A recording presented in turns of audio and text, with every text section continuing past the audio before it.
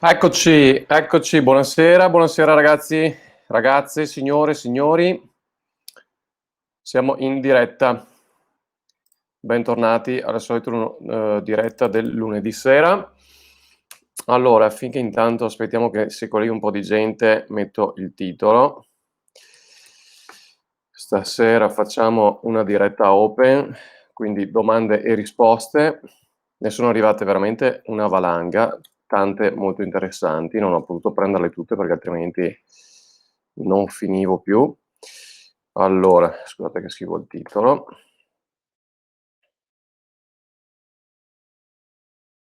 Domande e risposte. Poi lasciamo così, domande e risposte. Allora, come sempre mi collego anche dal cellulare. Stefania, grandissima, sempre in prima posizione. Pole position, sei anche in pole position nella classifica degli utenti più attivi del gruppo. E mercoledì mi sa che toccherà a te vincere il super premio di questo mese.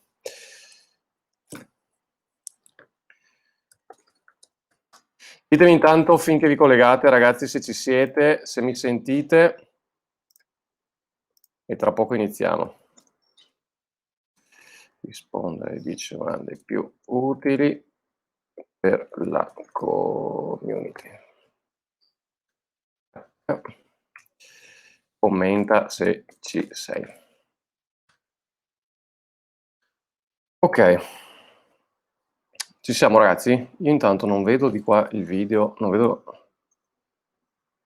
mi vedo dal cellulare, vediamo se è tutto a posto. Ditemi ragazzi se ci siete o se c'è solo Stefania e stiamo parlando io e lei.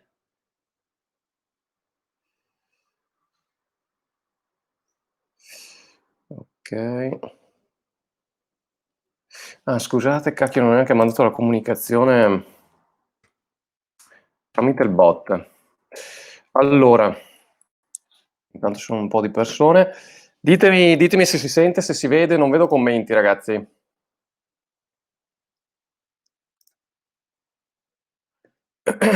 Datemi un minuto che avviso tutti tramite il bot, cosa che mi ero dimenticato di fare.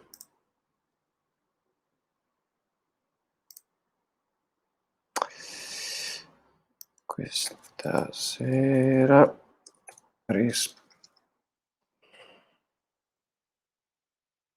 risponderò alle 10 domande alla community. Ok. E invia. Ok.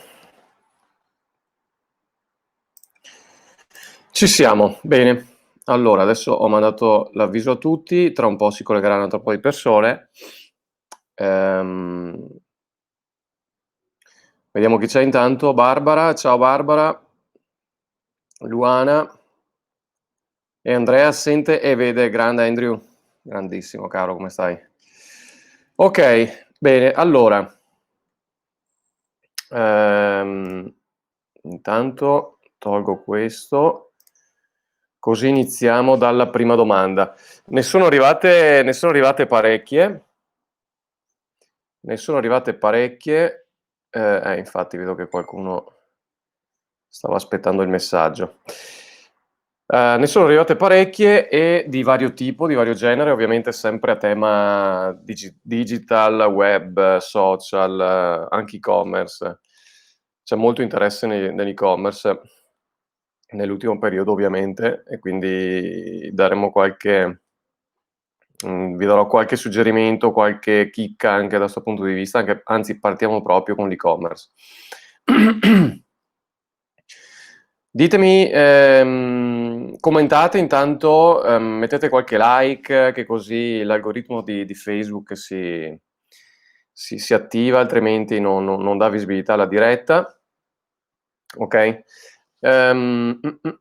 Allora, partiamo dalla prima domanda. Che è di Stefania. Stefania merita di essere in prima posizione perché insomma è una delle persone più attive nel gruppo.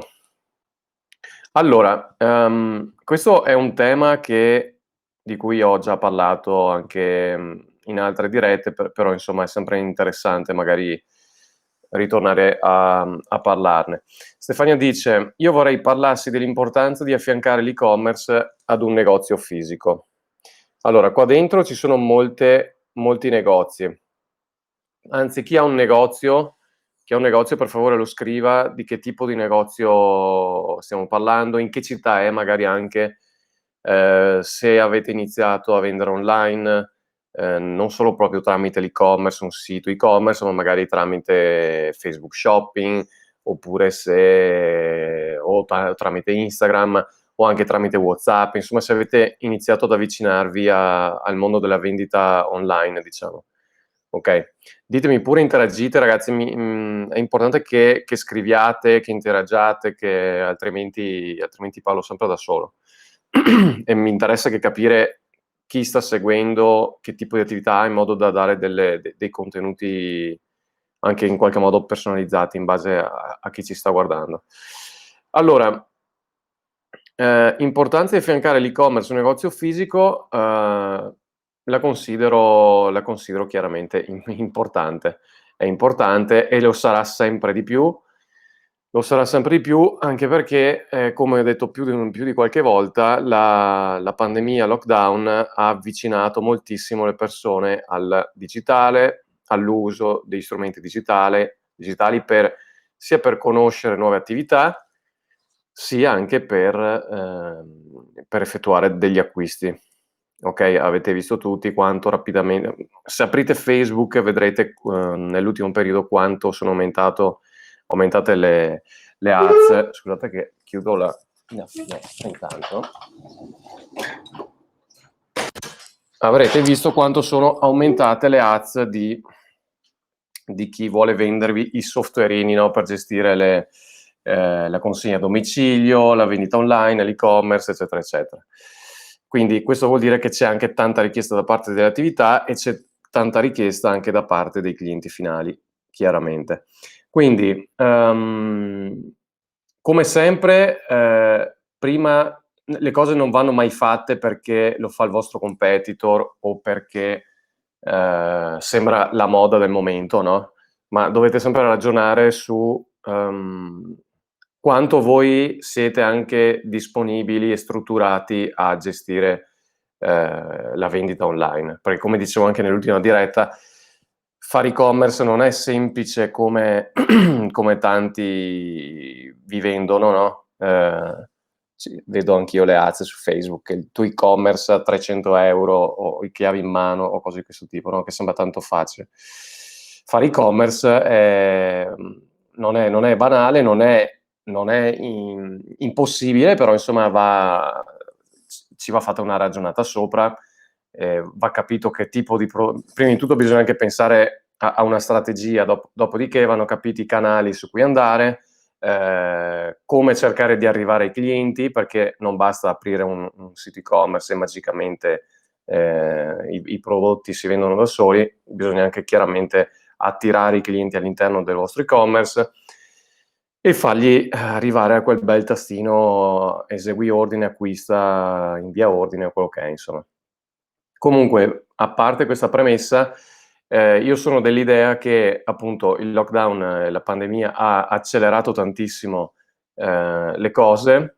Abbiam fatto un salto in avanti di almeno 3 o 4 anni, quindi ci siamo adeguati anche a quello che è il trend di altri paesi più evoluti del nostro, come paesi del Nord Europa, paesi come la Cina o cose di questo tipo, dove è normalissimo fare acquisti online.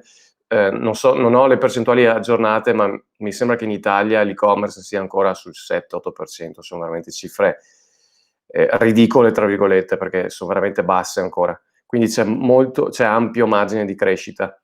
E soprattutto penso che ci sia margine di crescita, su quello che quelli bravi chiamano omnicanalità, no, quindi il cliente che non ci sarà sempre meno separazione tra online e offline, quindi il cliente potrebbe vedere il prodotto all'interno del vostro negozio, decidere di acquistarlo online sul vostro sito, ad esempio, oppure ricevere un vostro WhatsApp con una promozione e venire in negozio ad acquistarlo. Ok, quindi penso che sarà sempre di più così, quindi vi consiglio di, se non l'avete già fatto, di, come vi sto consigliando da parecchio tempo, di avvicinarvi sempre di più a questo mondo, anche gradualmente, magari non occorre per forza da un giorno all'altro sviluppare il sito e-commerce, spendere vagonate di soldi per mettere in piedi tutta la baracca, tutta l'infrastruttura. Iniziate magari a avvicinarvi piano piano, come abbiamo visto con Facebook Shop, con Instagram Shop, che quindi vi danno già la struttura, la piattaforma. Iniziate magari con pochi prodotti, vedete come gradualmente poi andare a migliorare, a performare sempre di più. Anche perché appunto oltre alla vendita ci sono anche tutta una serie di attività collegate, e questo ve lo dico perché io ho un e-commerce mio che gestisco, quindi so bene cosa vuol dire. Vuol dire dover spedire gli ordini, vuol dire dover imballare i prodotti, vuol dire gestire i resi, gestire la fatturazione, i pagamenti, ci sono tante cose da vedere, quindi eventualmente partite gradualmente oppure affidatevi insomma, a qualcuno che abbia esperienza nel campo. Se volete fare le cose fatte diciamo in grande e avete il budget da spendere, non andate alla cieca, ma affidatevi magari a qualcuno che conosca bene questo settore. Ok, allora, nel frattempo commentate ragazzi finché parlo, poi mano a mano io ritorno su e vedo i vostri commenti. Allora, vediamo, io ci sono, ok, buona serata, ciao ragazzi, tutto ok, si sente benissimo, ottimo, sente bene, eccomi, perfetto, grazie, ciao a tutti. Allora, vediamo. Qua scrive: la vendita online per noi è stata un'esigenza nata dal lockdown, adesso stiamo valutando di continuare, il commercio elettronico sopravvive a qualsiasi pandemia.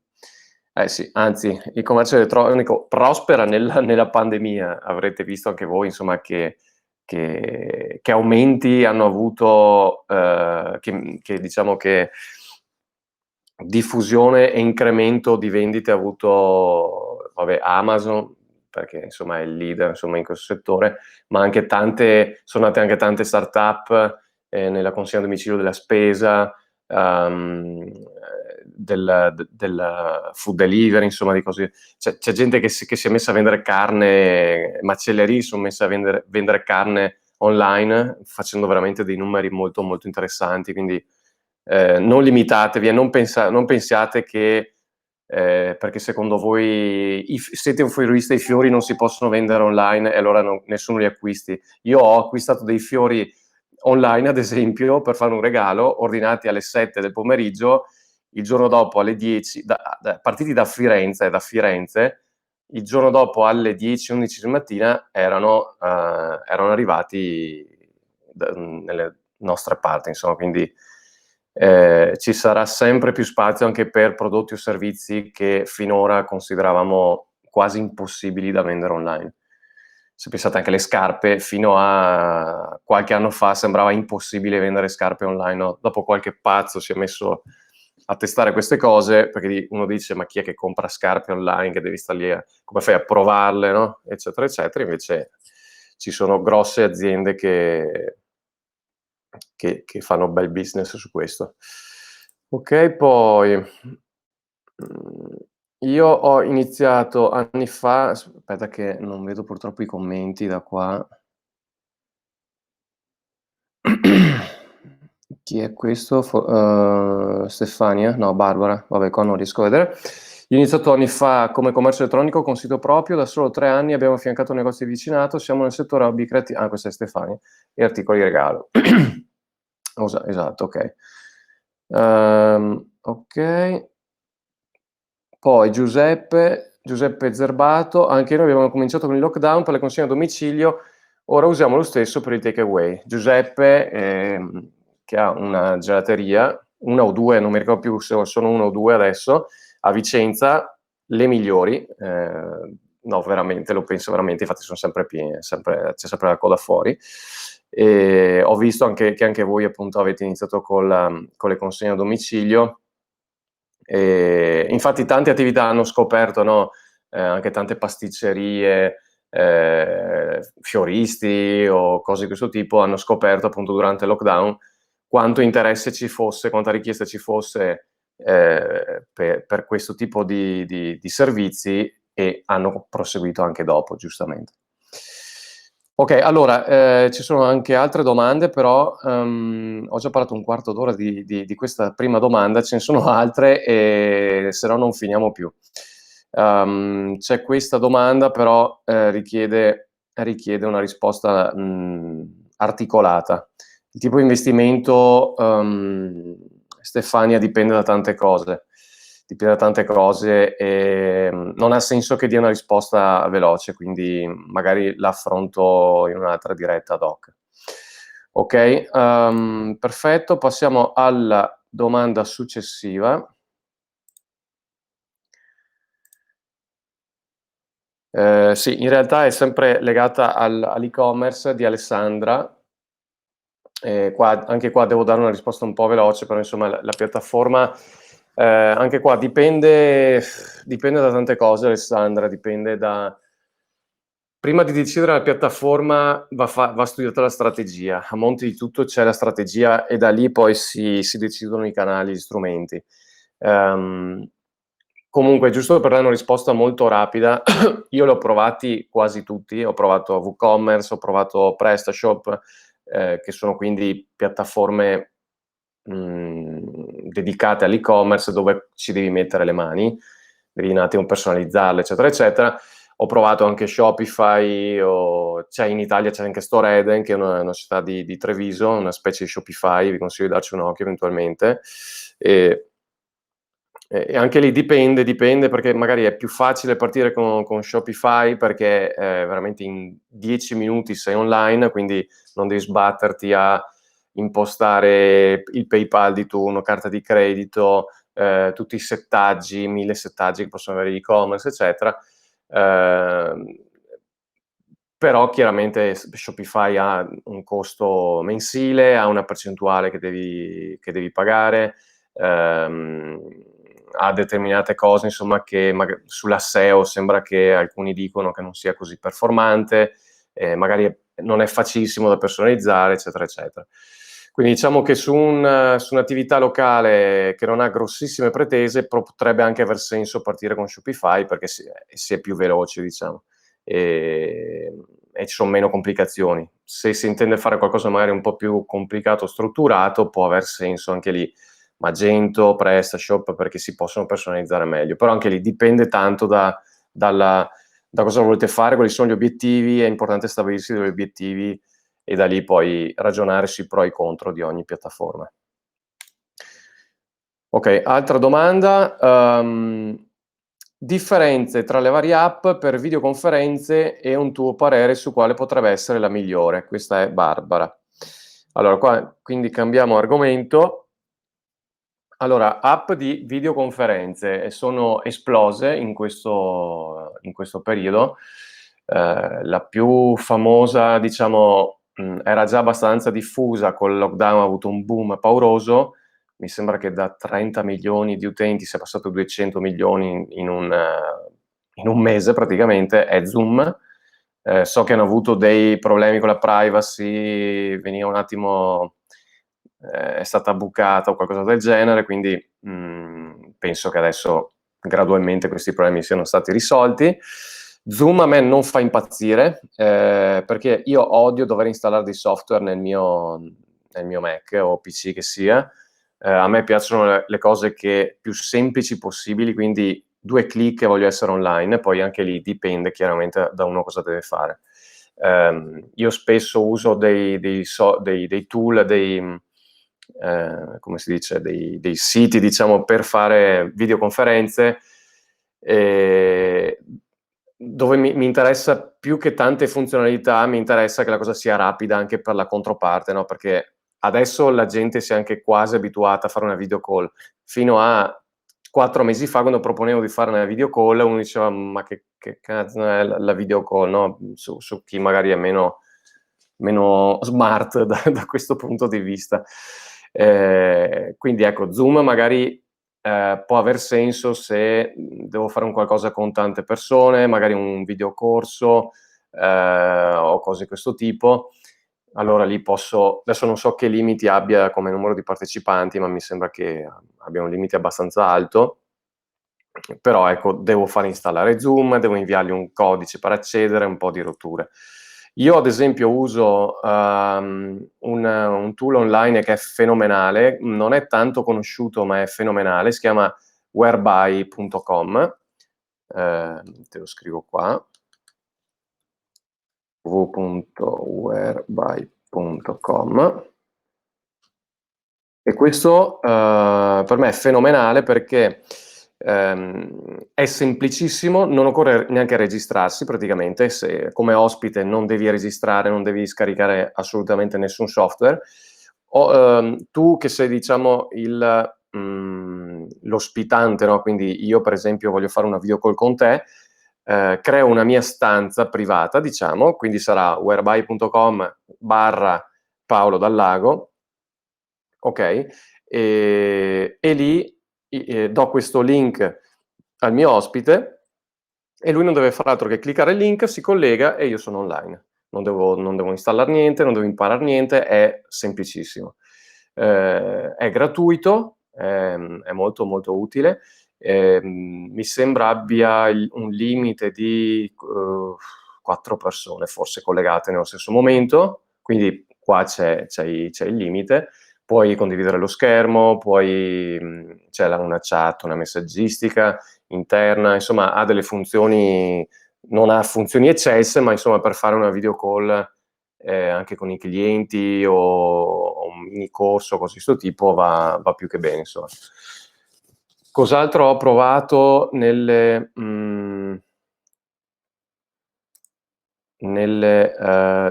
videoconferenze? Ho provato Google Meet, anche Google Meet, molto comodo. L'unico problema, tra virgolette problema, è che mi sembra che almeno sia necessario essere, sì, mi sembra di sì, bisogna essere registrati, avere un account su Google, ma insomma ormai l'account su Google ce l'ha chiunque, perché tra Gmail, YouTube,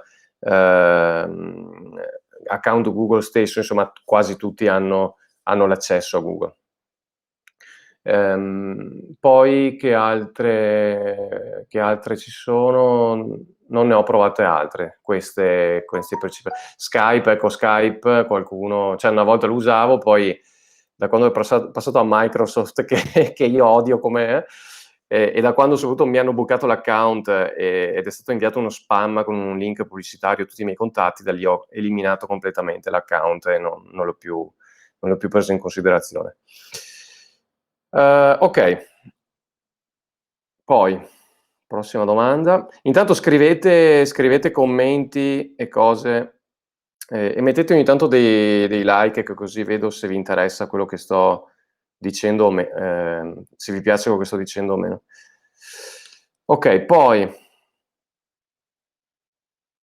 Lavinia, che cosa si può dire di Pinterest come canale di vendita?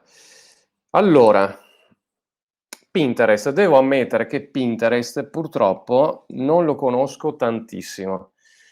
Non lo conosco tantissimo. So che comunque è un social simile Instagram per chi appunto non avesse mai sentito parlare, quindi funziona molto con le immagini. Non ho un account su Instagram, non lo uso più di tanto. So che però su alcune nicchie funziona parecchio perché ci sono molte persone che lo usano come canale di discovery, no? Come si dice, di esplorazione,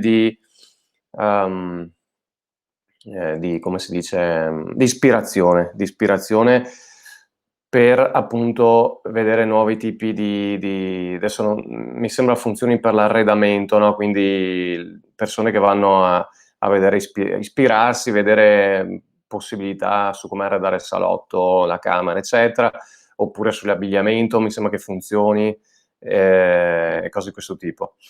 Come canale di vendita, Lavinia, anche lì dipende sempre, se ti porta clienti è un buon canale di vendita, se lo sai usare bene può essere un buon canale di vendita. Anche la posta cartacea può essere un buon canale di vendita se lo sai usare, dipende sempre da che tipo di prodotto hai,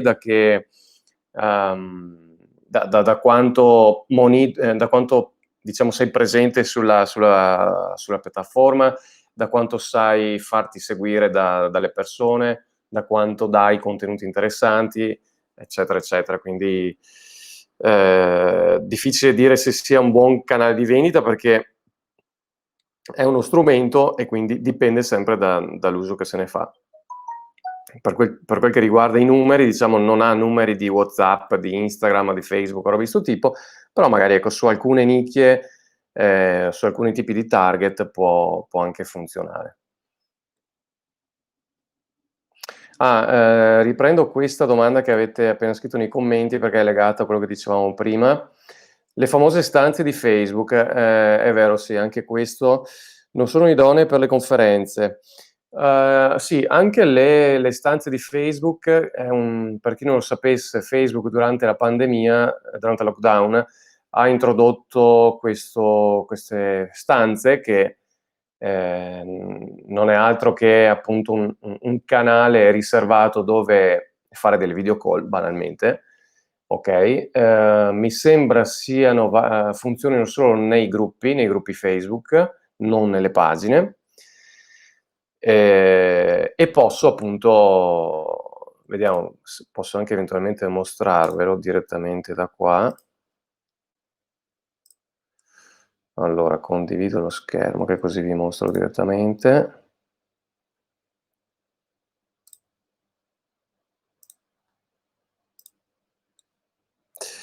Allora, io per esempio, ecco, questo è il gruppo, c'è la voce stanze, qui posso creare una stanza.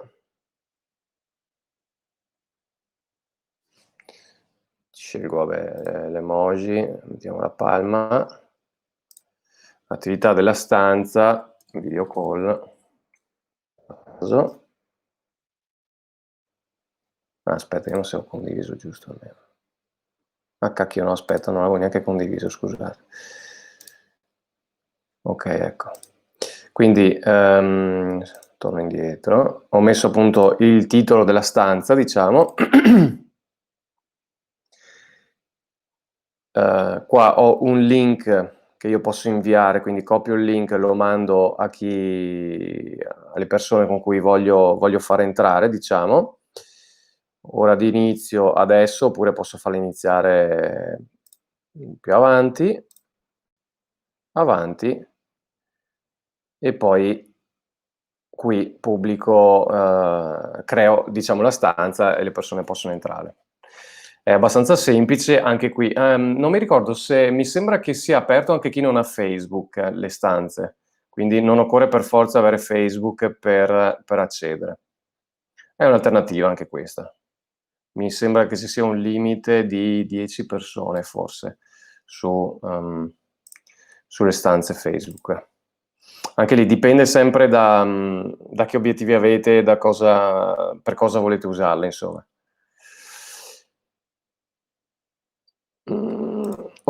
Questo, resto sempre sull'argomento video call, che vedo che vi piace. Allora, quale piattaforma hai usato per la diretta durante il lockdown, dove eravamo 5 negozi ospiti? Non so se ricordi. Beh, certo che ricordo. È stata una bella diretta quella, difficile da gestire, non facile, perché in 5 persone connesse, che poi ogni tanto qualcuno saltava, eccetera, eccetera. No, per quello ho usato la piattaforma che uso per le dirette, che si chiama BeLive, belive.tv. Questo è un tool, uno strumento che si usa per fare le dirette su Facebook o su YouTube. Molto comodo, perché appunto hai un pannello di gestione della diretta, puoi fare appunto comparire i commenti come questo, puoi condividere lo schermo, puoi avere fino a 4 ospiti, eccetera, eccetera, insomma. Ok. Poi, Christian, le migliori app gratuite per gestire reminder e appuntamenti. Allora, anche qui ce ne sono una marea, 1 miliardo ce ne sono di app del genere. Ce ne sono una marea, e anche qui dipende da cosa dovete farci, dipende da che tipo di attività avete e qual è il vostro obiettivo. Perché ogni attività, scusate un attimo, intanto bevo un attimo, ogni attività ha le sue esigenze. Magari Christian, se sei collegato, dimmi, che non mi ricordo che tipo di... Ah, tu sei forse un fisioterapista o qualcosa del genere, se non ricordo male, no? Ecco, allora, gestire il reminder appuntamenti, il software dipende, perché dipende da... il ristorante ha determinate esigenze, il fisioterapista ne ha altre, l'estetista ne ha altre, il parrucchiere ne ha altre. Ad esempio, nella ristorazione noi abbiamo una partnership con una società americana che ha sviluppato un software pauroso per gestire le prenotazioni, che è veramente pazzesco, e un giorno magari ve lo faccio vedere, perché anche sulla ristorazione ce ne sono tanti, ma questo è veramente fantastico. La ristorazione, ad esempio, ha la necessità di dare la possibilità ai clienti di prenotare online, ad esempio, ha la necessità di avere magari i tavoli, no? La suddivisione dei tavoli, quindi assegnare la prenotazione a un tavolo, di vedere da quanto tempo magari il cliente è in quel tavolo e capire come giostrarsi, no, con le persone che entrano. Ha magari bisogno della fila, se ha la fila fuori, fortunatamente deve gestire la fila all'ingresso, eccetera, eccetera. L'estetista invece, ad esempio, ha bisogno di avere diversi calendari per, se sono più collaboratori, ogni collaboratore deve avere il suo calendario, no? Quindi deve anche evitare le sovrapposizioni degli appuntamenti, ha bisogno magari di assegnare per un tipo di servizio, per ogni tipo di servizio, la durata media del servizio, quindi non so, fare le unghie ci vuole mezz'ora, fare il trattamento al viso ci vuole 45 minuti, eccetera, in modo da giostrarsi bene nel calendario, no? Quindi dipende anche lì dal tipo di attività che siete e cosa volete fare. La cosa che vi posso consigliare in tal senso, a parte che, apro una parentesi, l'avevo anticipato nella direttina di stamattina,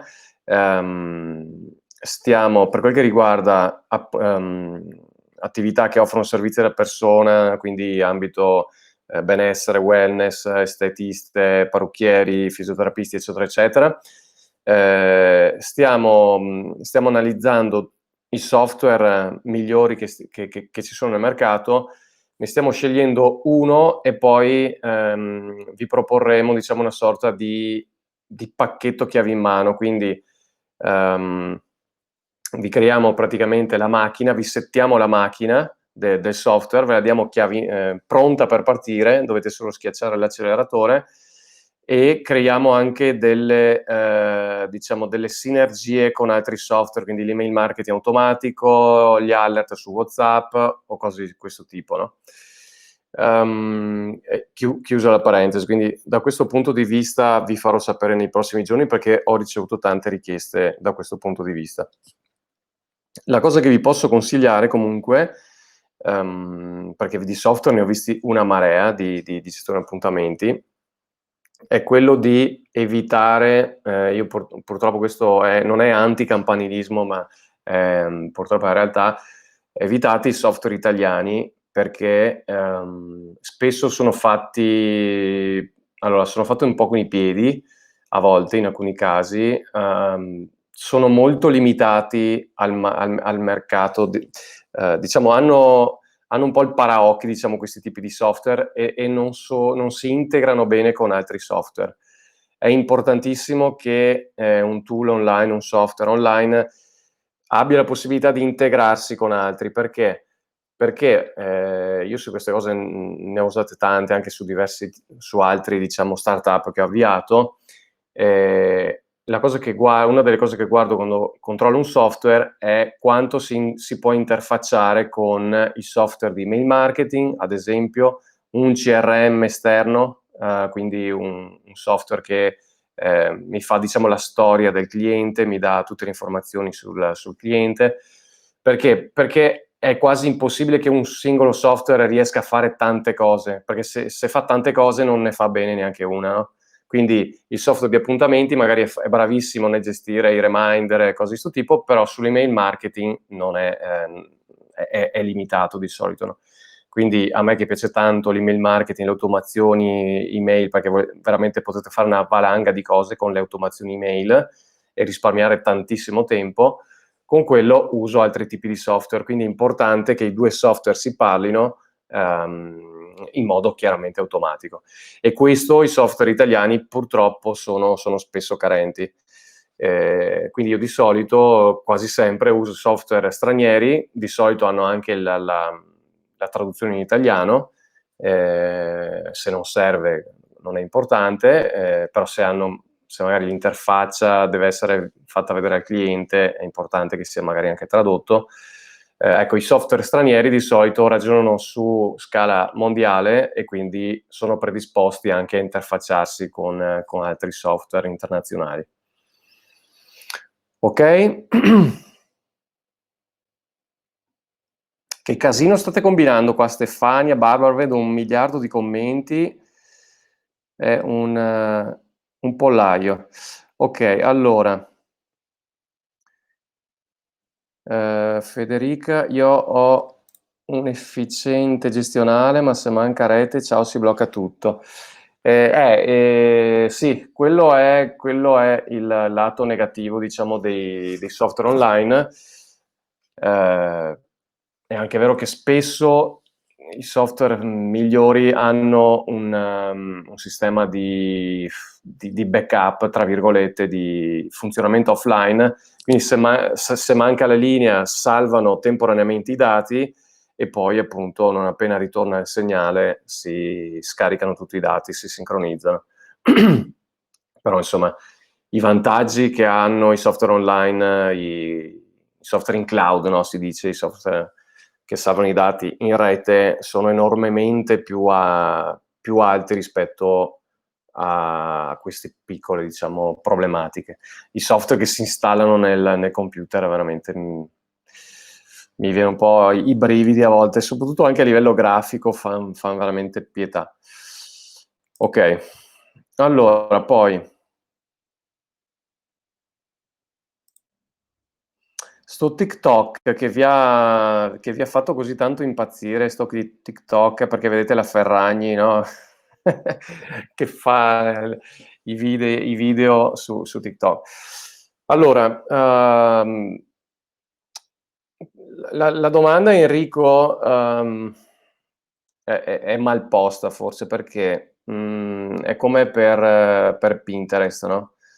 Una piccola analisi su TikTok: può essere sfruttato per farsi pubblicità? Se sì, come? TikTok non è altro che un social network come è Instagram, come è Facebook, eccetera, eccetera. Ha delle funzionalità diverse, ha un modo di di ha un'interfaccia diversa, un modo di, diciamo, utilizzo un po' diverso da Instagram o da Facebook. Diciamo che è più centrato sui video, ok? TikTok è cinese, sappiatelo, è cinese, quindi ha una gestione dei dati che magari è rivedibile. E che dire, TikTok adesso tanti lo snobbano perché, come veniva snobbato Facebook o Instagram all'inizio, è come sempre chi c'è dentro queste cose, ci sono i ragazzini, no? Ci sono i 10-12 anni che si fanno i video, che ballano, eccetera, eccetera. Poi, come per ogni social, è sempre così, c'è la solita curva fatta così. Ok, ci sono gli early adopters che sono qua all'inizio, che quindi in questo caso sono i ragazzini. Poi, siccome i volumi, i numeri iniziano a crescere, iniziano a interessarsi anche gente magari un po' più matura. Infatti, se vedete adesso se seguite Montemagno, ad esempio, io da un po' che continua a spingere su TikTok, c'è entrata la Ferragni, c'è entrato, mi sembra che Fedez, sta gente qua. Quindi una volta che iniziano a entrarci anche questi, poi inizia a arrivarci la grande massa, ok? Quindi arrivano i vecchi come noi, i ragazzini vedono che ci sono i vecchi e quindi se ne vanno via, come su Facebook, verrà fuori un'altra piattaforma, ci entrerà il mondo su TikTok, oppure magari come è stato per MySpace, potrebbe anche sparire da un mese all'altro, insomma potrebbe calare l'interesse. Arriveranno i vecchiacci e poi avrà un calo come potrebbe anche essere, eccetera, eccetera. Quindi è il classico circolo che hanno queste piattaforme, questi social, eccetera. Può essere sfruttato per farsi pubblicità? Sì, può essere, dipende, anche lì dipende da quello che vendi, da come lo usi, da quanto sei in grado di comunicare tramite questa piattaforma. Quello che sconsiglio è sempre la solita cosa di entrarci su queste piattaforme solo perché c'è il competitor, perché se ne parla in TV o perché lo fa l'influencer di turno. Dietro ci va sempre un po' di studio, di strategia, evitate di buttarvi a pesce in ogni come si dice, in ogni social, in ogni piattaforma, perché altrimenti se avete il profilo Facebook, il profilo YouTube, Instagram, TikTok o cose di questo tipo, cosa che fate? Pubblicate una volta al mese su Facebook, quando vi viene in mente su YouTube, una volta ogni tanto su TikTok e alla fine non ottenete nessun risultato. Quindi piuttosto meglio concentrarsi su uno. Di YouTube non mi chiedete mai niente, ad esempio, no? Di YouTube, eppure è il secondo motore di ricerca al mondo, ok? Che è proprietà di Google, e ci sono una marea di persone che cercano servizi, magari informazioni sui vostri servizi, sui vostri prodotti, però nessuno mai chiede come si fa un video su YouTube o robe di questo tipo. Quindi invece di correre dietro alle novità e robe di questo tipo, dovreste anche pensare alle piattaforme già esistenti e cercare di capire dove siete magari più bravi, dove avete possibilità di emergere e di crescere.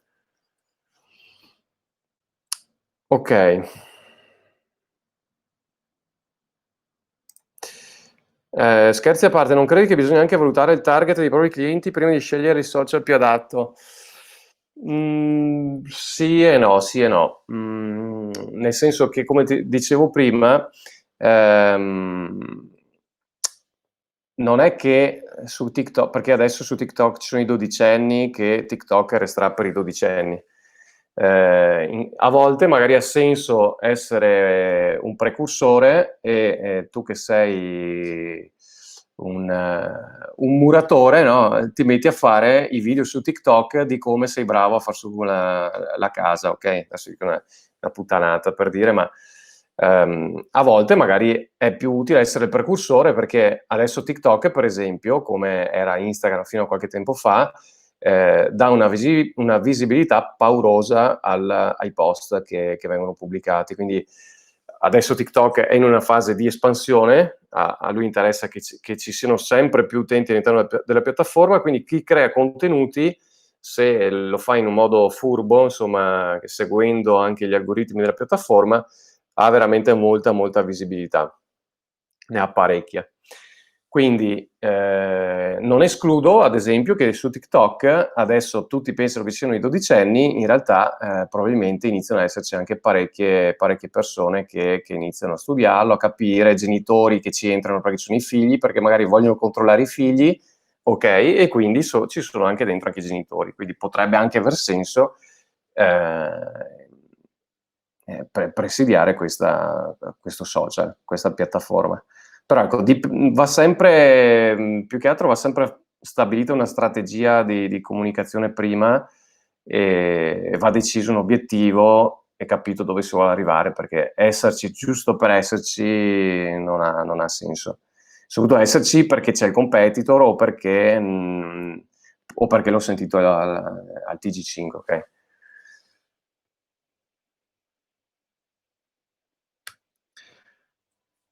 Mi hai anticipato la domanda per la prossima volta, quella di YouTube, lì ci vuole un videocorso a sé. Esatto, Barbara, sì, mi hai dato proprio mi hai dato lo spunto. Faremo un videocorso su YouTube.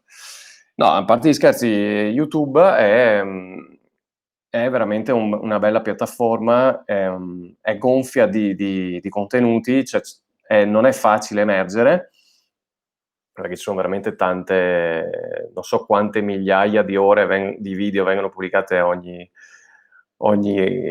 minuto, ma insomma ci sono tanti competitor all'interno, magari anche no, per determinati tipi di settore o in determinate zone, secondo me c'è ancora spazio per emergere, e quindi potrebbe essere una piattaforma da considerare assolutamente. Soprattutto appunto perché è un motore il secondo motore di ricerca più usato. Ok, poi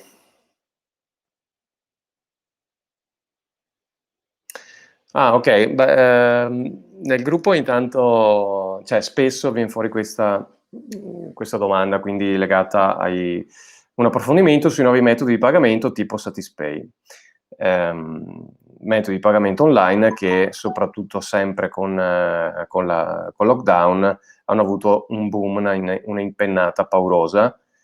Mi sembra che Satispay sia arrivato a 1 milione di account, se non ricordo male. Satispay è italiana, di Torino, mi sembra siano questi ragazzi. Sono partiti un bel po' di anni fa, hanno avuto un bel po' di investimenti dietro e soprattutto si sono diffusi. Io sono ancora stupito da quanto sia diffusa questa app.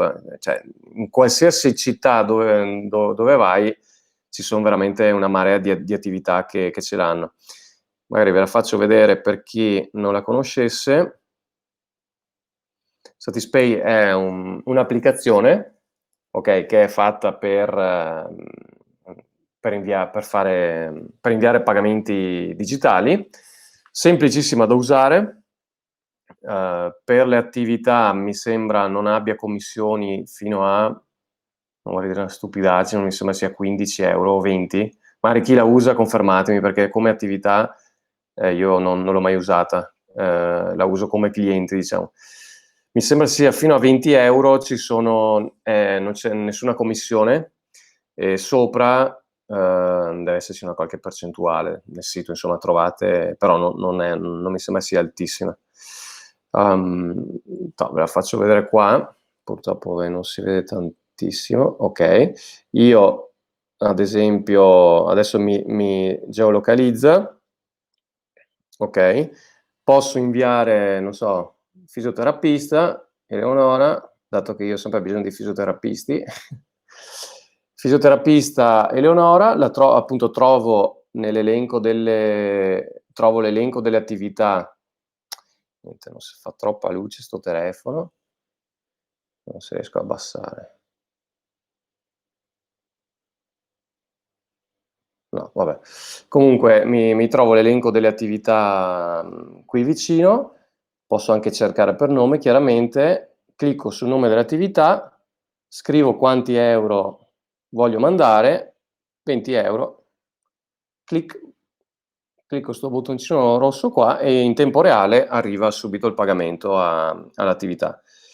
Io lo uso spesso perché odio pagare qui con la moneta o robe di questo tipo, anche per un caffè o robe del genere. Vedo che le attività non mi guardano male. Quando uso il bancomat sembra che gli venga l'orticaria, invece con Satispay vedo che le attività, anzi spesso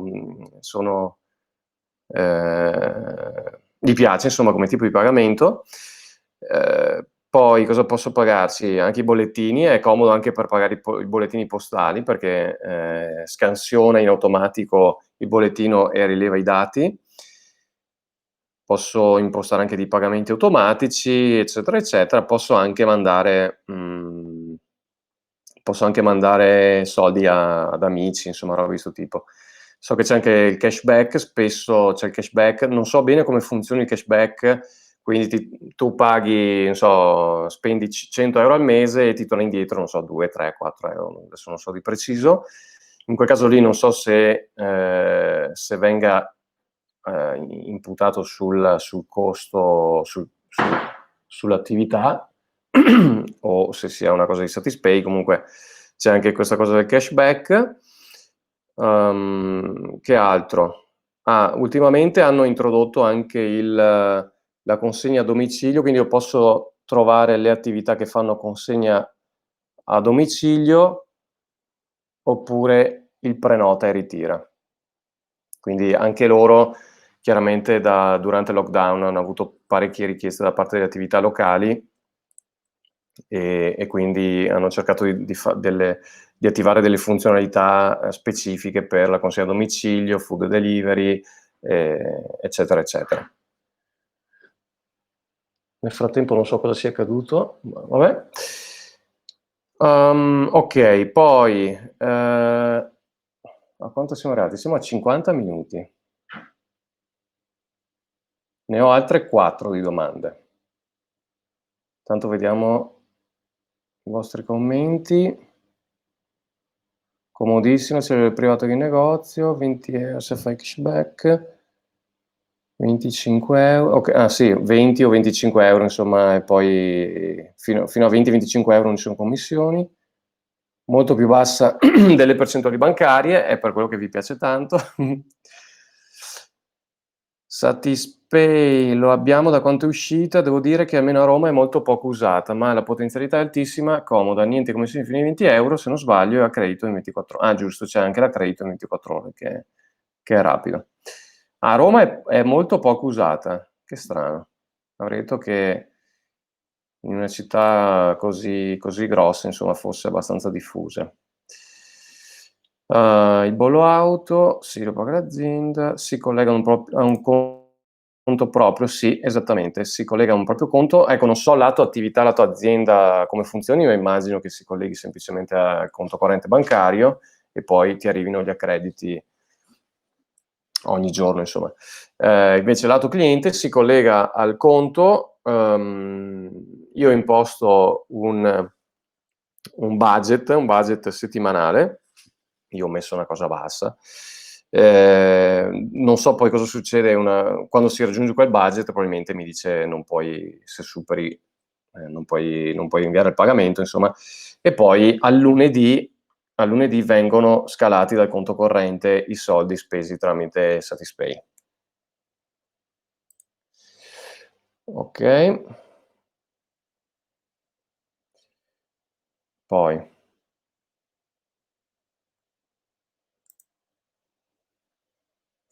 mi piacerebbe far utilizzare alle clienti il QR code per il menu oppure entrare nel mio Facebook, Tiziana.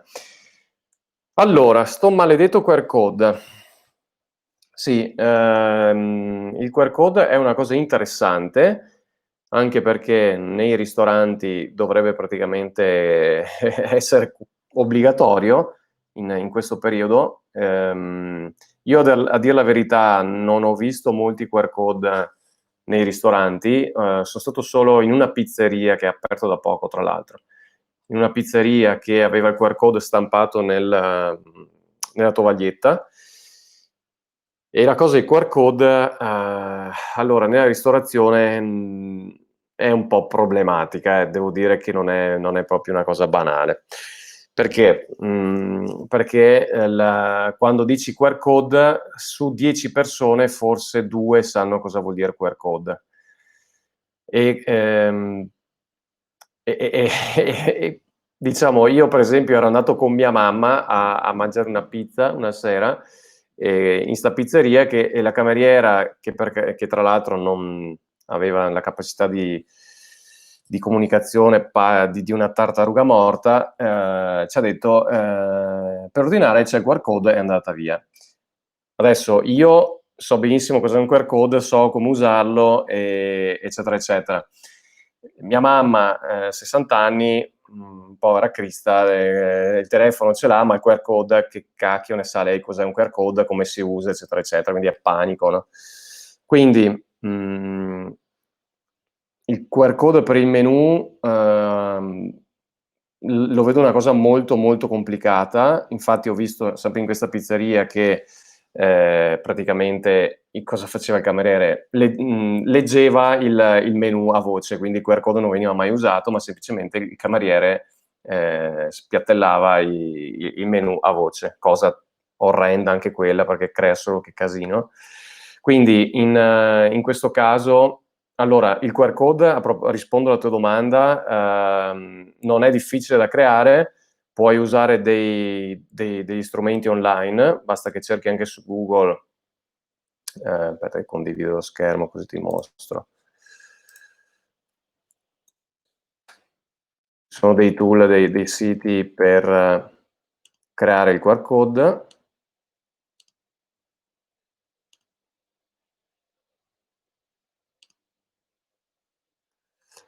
Allora, aspetta che chiudiamo questo.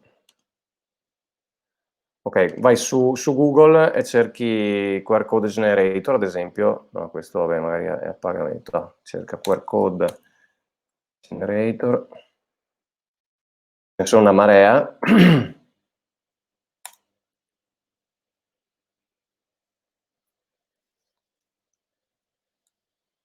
Qua appunto inserisci il nome del tuo sito, nome del tuo sito.it, e questo è il QR code che viene generato. Quindi qua ti scarichi il JPEG, ti puoi scaricare il vettoriale, te lo puoi anche personalizzare in qualche modo, come vuoi, insomma con queste grafiche che ti propone. Ok, e poi te lo puoi anche, non so, stampare, chiarare un PDF, mandare via mail, eccetera, eccetera. Quindi questo QR code è assegnato a questa URL. Invece, se dovessi mandarlo, mi chiedevi anche della pagina Facebook, se dovessi mandarlo alla tua pagina Facebook, basta che tu vada appunto sul tuo Facebook, vai all'interno della pagina, ti copi l'URL che trovi in alto e lo inserisci qua. Quindi sarà facebook.com/tua pagina. Ok, una roba del genere. E il QR code è generato. Però ecco, più che a livello tecnico lo vedo più un problema a livello di utilizzo, perché le persone non sono abituate ad usare il QR code. So che appunto nella ristorazione adesso non potreste dare i menù per il discorso del Covid, igienizzazione, eccetera, eccetera. Però ecco, non la vedo una soluzione facile, a meno che tu non stia lì a spiegare a ogni cliente come fare. Allora apri la fotocamera, se hai un telefono recente che quindi leggi il QR code con la fotocamera, altrimenti devi installarsi un'app, insomma è un delirio, è assolutamente un delirio. Ok? Poi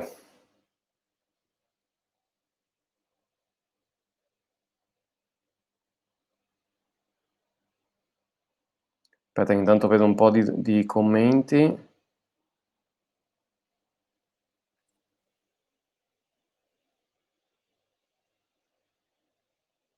Ottimo sistema di pagamento anche da remoto è SumUp. Sì, SumUp, sì, è quello che ti permette di far pagare anche con la carta di credito, no? SumUp non lo conosco più di tanto, sinceramente, però mi sembra un buon strumento semplice e veloce per accettare la carta di credito, quindi può essere buono. Non so che commissioni abbia, non so quanto costa, quindi non so dirvi altro su questo. A me hanno parlato bene anche di MyPOS, dicono commissioni più basse. MyPOS non so cosa sia. Anche la PostePay ha il QR code, ok.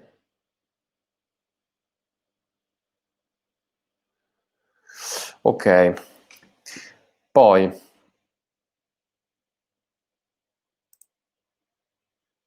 aspetta, questa l'abbiamo già vista.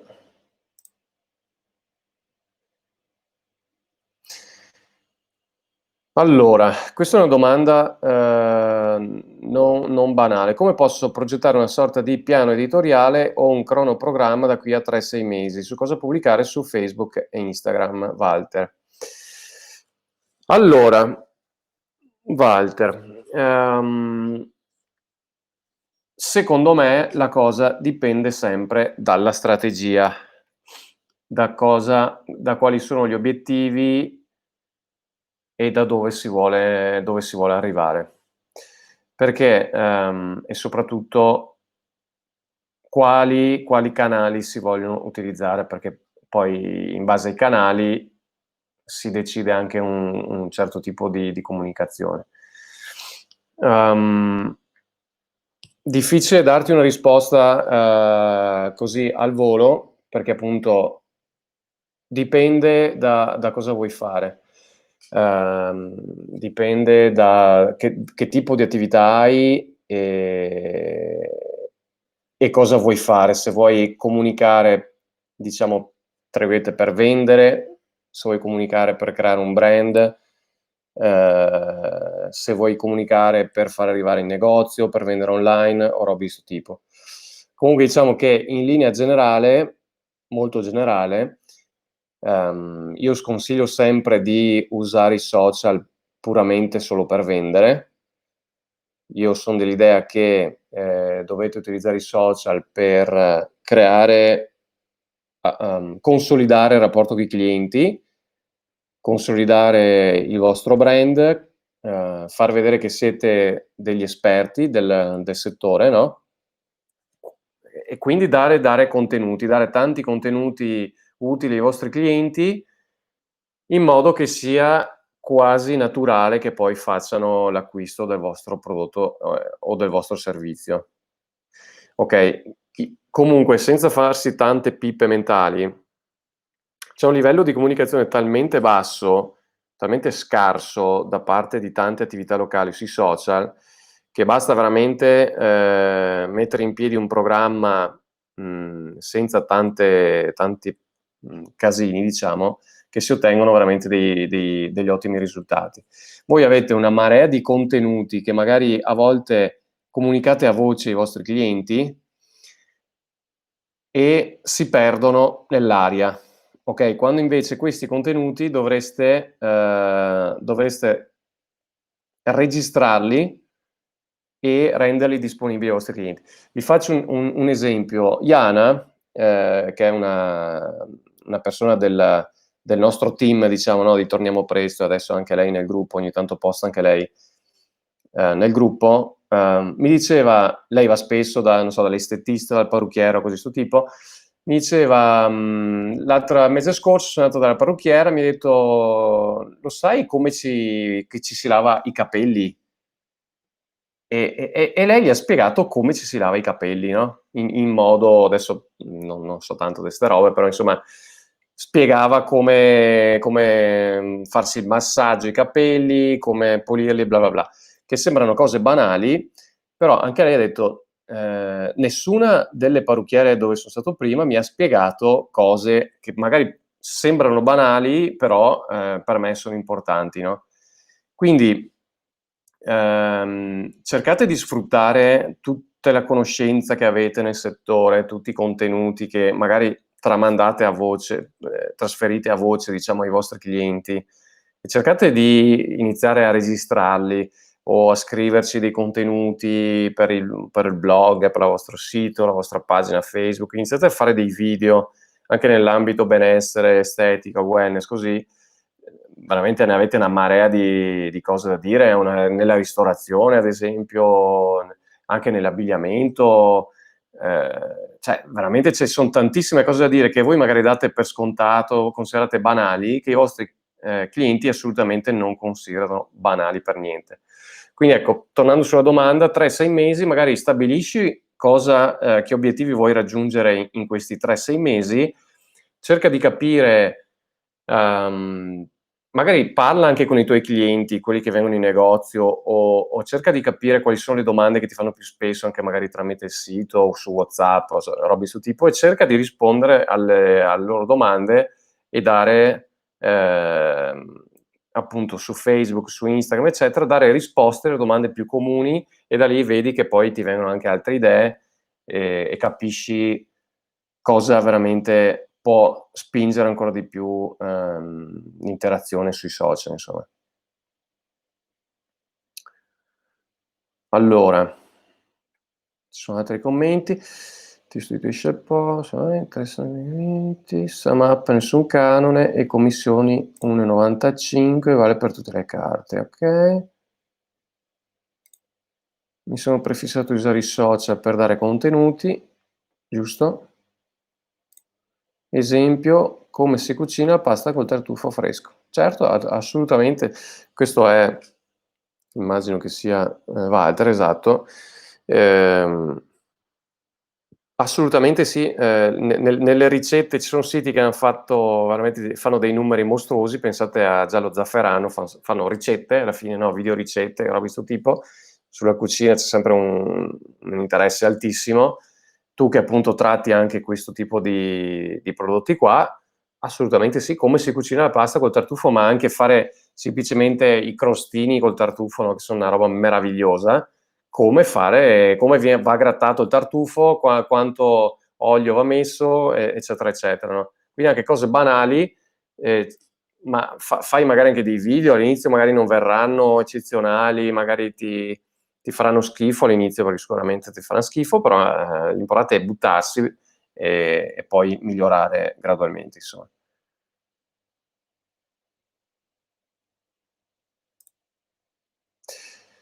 Allora, quanti post, storie sarebbe consigliabile fare alla settimana per ottenere un buon risultato comunicativo senza esagerare o rischiare di essere poco incisivi? Giuseppe Zerbato.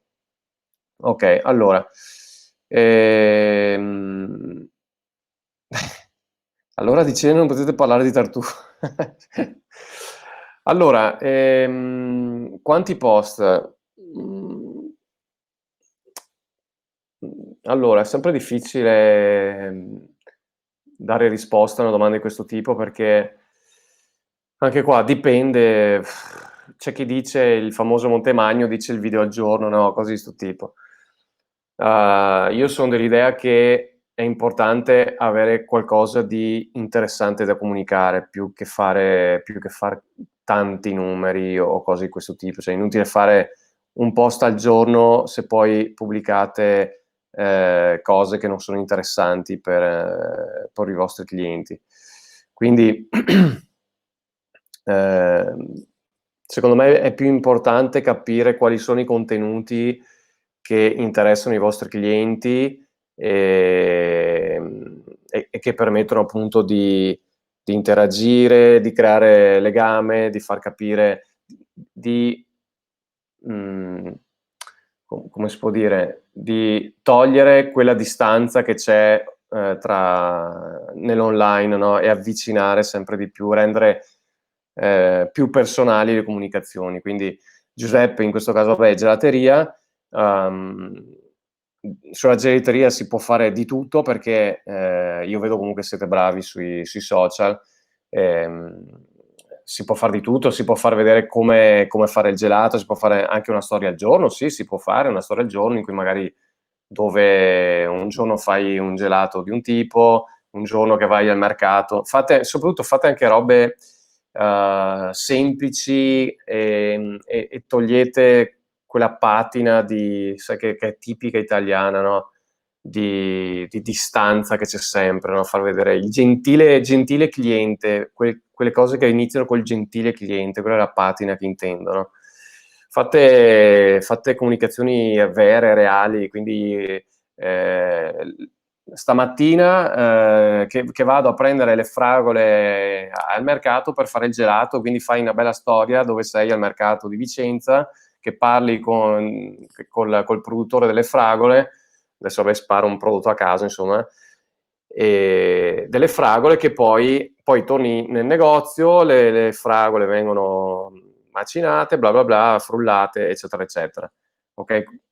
Quindi fate delle storie reali, anche se non vi sembrano patinate, ma è quello che la gente interessa, secondo me, in determinati tipi di attività. Chiaro che se sono la Ferrari magari devo comunicare in modo un po' diverso. O nella moda magari bisogna mantenere determinati cliché. Quindi ecco, sul numero, sul numero di storie, di post, secondo me è abbastanza personale come cosa. L'importante è comunicare cose intelligenti e non pubblicare giusto per far numero, ecco. Da sto punto di vista, guardatevi, seguitevi la pagina l'antico vinaio, che è, penso che lo conosciate, insomma, quello di Firenze, no? Lui veramente è bravo nel pubblicare post, storie, anche fare engagement, quindi stimolare l'interazione delle persone. È molto vero anche in quello che scrive, insomma. Poi siamo arrivati all'ultima domanda, perché siamo a 70 minuti. Sempre di Giuseppe. Allora, va bene, aspetta che l'ho persa.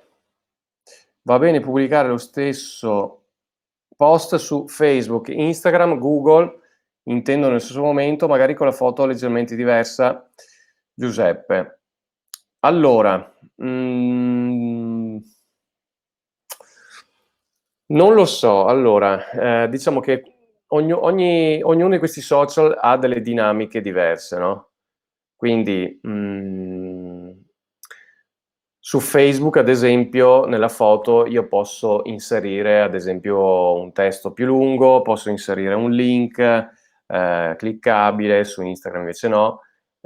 Su Google lo posso pubblicare come post della pagina scheda My Business, eccetera, eccetera. Non lo so, io non sono molto amante del pubblicare la stessa cosa su più social, perché sembra una cosa quasi automatica. E poi dipende anche cioè, non lo so, userei magari lo stesso contenuto, eventualmente lo stesso contenuto lo proporrei in modi diversi su Facebook, su Instagram, su Google. Quindi su Facebook, ad esempio, su Instagram potrei pubblicare la storia, no? Ad esempio. E prendere uno spezzone di quella storia o un frame della storia e pubblicarci un post su Facebook come immagine, ok? Oppure pubblicare una promozione, sai che c'è il post promozionale, diciamo, su Google, collegandolo magari a Instagram per vedere il video di come ho fatto il gelato, adesso restando sul tema gelato o cose di questo tipo. Quindi, come del maiale non si butta via niente, no? Direi che dello stesso maiale potrei usarlo magari in modi diversi, quindi su Instagram potrei usarlo in un determinato modo, dove magari funzionano di più, non so, le storie o le foto, e rimandare su Facebook il video completo, capito? Farei magari cose di questo tipo piuttosto che pubblicare la stessa foto su Facebook, su Instagram e su Google, perché altrimenti sì, ho una comunicazione standard su tutti e tre i social e ognuno ha delle dinamiche diverse, insomma. Su Instagram, quando si pubblica una foto, bisogna sempre mettere gli hashtag. No, assolutamente non è obbligatorio. Vedo una marea di gente che mette una marea di hashtag. Secondo me quello ha pochissimo senso, anche perché si va proprio a riempire il contenuto solo di hashtag, che so che tra l'altro avevamo anche fatto un corso con Lorenzo su Instagram, e mi diceva, lui conosce un po' meglio Instagram, diceva che appunto ormai gli hashtag hanno un peso sempre meno importante anche nel discovery, no, di nuovi contenuti, quindi non riempiteli di hashtag, mettetene magari qualcuno se ha senso metterlo, ecco. Ok? Va bene.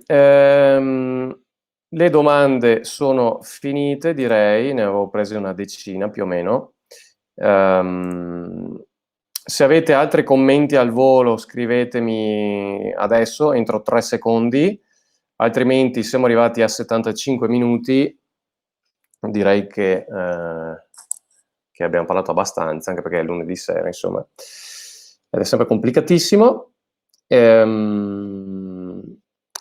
Per chi, se siete appunto lavorati in ambito benessere, wellness, servizi alle persone, eccetera, eccetera, quindi, o anche ristorazione, e quindi lavorate con le prenotazioni. Come dicevo all'inizio, tenetevi pronti per nel prossimo periodo, insomma, che vi farò sapere questa novità di cui vi accennavo.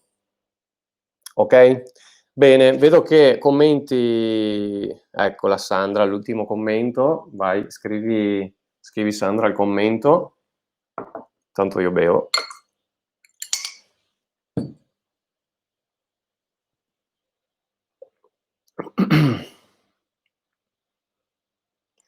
Grazie, vero Paolo. Nel frattempo mi è venuta in mente un'altra domanda che dopo posto nel gruppo. Ottima cosa, Stefania. Ok. Tu posta e poi rispondiamo. Ok. Grazie a voi ragazzi di aver seguito 75 minuti di diretta il lunedì sera. Possono iscriversi le mie collaboratrici al gruppo? Assolutamente sì, puoi invitarle. Se scorri in alto, finito la diretta, basta che scorri in alto all'inizio del gruppo, trovi un bel tasto invita amici o qualcosa del genere, e clicchi lì, selezioni il nome delle persone e gli mandi l'invito. Intendevo che ho un centro estetico e sono interessata. Ok, sei interessata al discorso delle prenotazioni.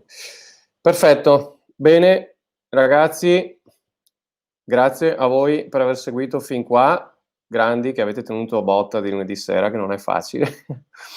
E niente, se avete altre domande, se vi vengono in mente domande, magari pubblicatele nel gruppo, scrivete un post nel gruppo che poi magari sono domande che appunto sono utili anche agli altri e poi rispondo direttamente lì.